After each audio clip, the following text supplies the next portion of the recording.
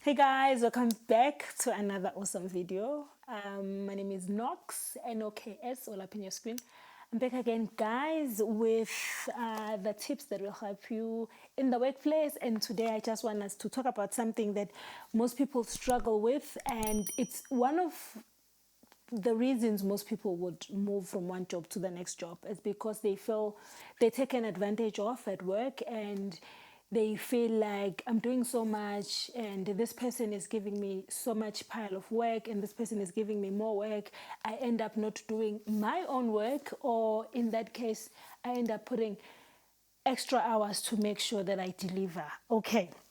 So I've got 3 tips to sort of help you know how to stand for yourself, or the things that you can do to make sure that people don't take advantage of you. And this would normally happen back then. It used to be mostly women that will struggle with that, obviously, because we've recently been introduced into these things of getting to work, but that was like years ago. But even today, I have experienced a lot of women struggling to stand up for themselves. I'm not saying that men don't struggle with this, but they do. And it would be people that are starting up, mostly graduates. You feel like, okay, I'm not supposed to question anything because I need to prove myself. I can't question anything because I'm also hoping that as they give me more work, that I even struggle to make sure that I achieve. Maybe there's a possible chance that I might get promoted. And when those things don't come into place, you get disappointed and you're on to the next job. Okay, so one of the most important thing is you must have a voice. You must be able to speak. You must be able to say no, and there's nothing wrong with saying no. I do understand that not everyone is like that can stand up for themselves and say no every time someone is taking advantage of you and they piling up work to a point where you need to come to work 2 hours early, or you leave work 2 hours late because you are trying to push your work.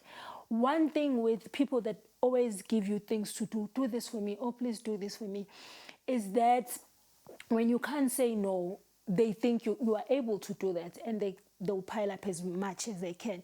So most people that will struggle with this, those are people that have this trait of being agreeable. So those are the people that they concern about other people a lot. Like, they wouldn't stand for themselves and the things that they want, and even though they don't want to do that, but because it will make someone else happy, they would rather take that extra responsibility, extra added work on top of what they have. These are the same people that wouldn't negotiate on their own terms with what would work for them. These are the same people that are too accustomed to live for other people. These are the people that wouldn't complain, right? And if you think they're going through a lot, you would never hear them speaking out about these things. Hence, they can't even say no. And they don't realize that you sort of open a door. If you can't say no, you sort of open a door to being exploited at work, and it's not nice. I mean, it's nasty. I'm not up for all those things. So first thing, guys, you need to know how to say no. And when you are saying no, you are saying no. You are saying no to the things that wouldn't add value or growth to you, because you know what would happen is, as much as people can come from all departments saying, oh please do this for me, is that at the end of the day you get measured with the responsibilities on your contract, and some of these things, they add no growth to your life as a human being. They don't challenge you, but it's just, you feel like they just send me there and there. Before I know it, it's 5 o'clock, it's time to knock off, and I have not ticked those things that that needs to be done, and you are so unhappy. And if you do that, people at work, they sort of have this thing of like telling everyone, you're struggling with this, go to Knox, she'll hook you up. Before you know it, everyone in the office is just coming to you, and that's not good. Another thing, guys, is the ability to communicate. When you communicate, you are able to set boundaries. Number one, it means you have so much respect for you, for your work, and you are able to say, I cannot do this. And it depends again with how the report structure is at work. Sometimes you report to someone, and that person would be the person that would be just giving you work. be able to communicate with them. Tell them what you currently have on your table. And if you feel you've got a deadline tomorrow at 3 o'clock, and if they are giving you something where they are saying, I need this today before you knock off or before end of business, you must be able to communicate and say, I do have a deadline tomorrow at 3 o'clock. And if you are giving me this work, it means what I was supposed to do to make sure that my deadline is met will not be possible. And negotiate how you can then move tomorrow's deadline to another day or to the following day or to 2 days later. Why are you doing that? You're making them aware that you are fully aware of what you are working on. You are fully aware of your responsibilities. You are not saying, I'm not going to do this, because obviously at work, we do get added responsibilities.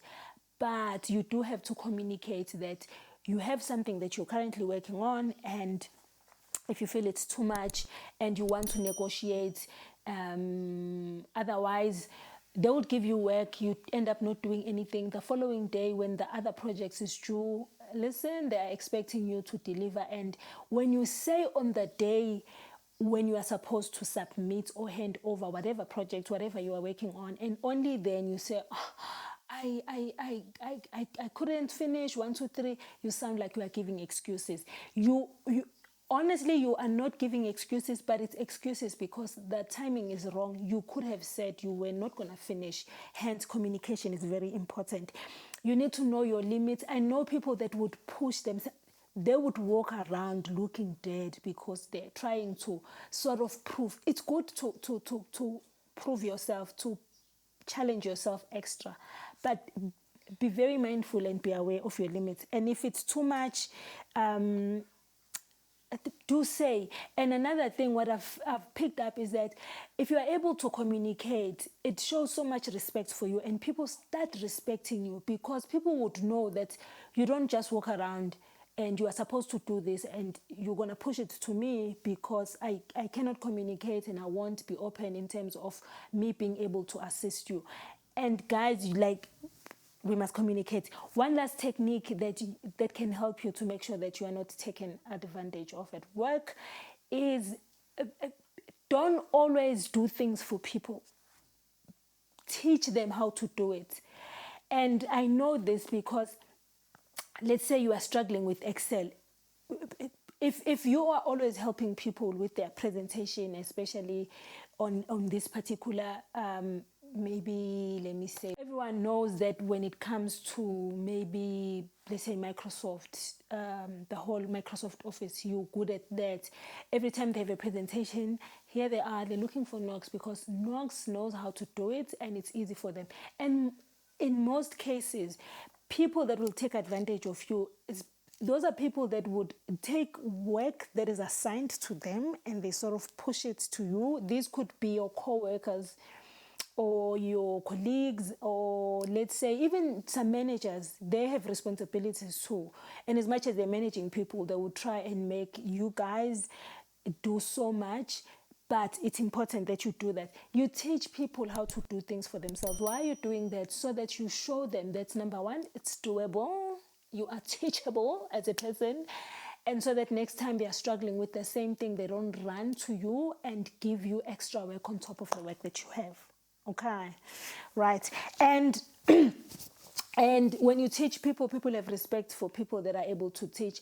And I mean, if you are working with people in the workplace, we are all about, we're helping each other, we sharpen each other's certain skills. And if you have a certain skill that you feel people are always running to you to get assistance, maybe this is the right time to start teaching people and transfer that skill to those people so that they can be independently and they can do their work without always adding that. And I know other people, when you want to teach them, they feel like, oh, you don't want me to do this.